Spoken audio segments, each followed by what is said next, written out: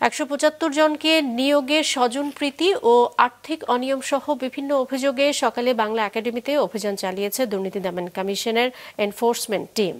দুদক বলছে ২০২২ সালে কর্মকর্তা কর্মচারী বিভিন্ন ক্যাটাগরিতে ১৮০ জনের বিজ্ঞপ্তি দেয়।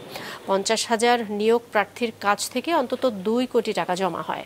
অভিযোগ, এর মধ্যে অর্ধ কোটি টাকা লুটপাট করেন তখনকার মহাপরিচালক নুরুল হুদা সহ অন্যরা।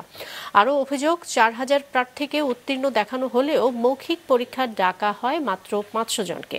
শেষ পর্যন্ত ফল প্রকাশ না করেই ১৭৫ জনকে নিয়োগের সুপারিশ করা হয়।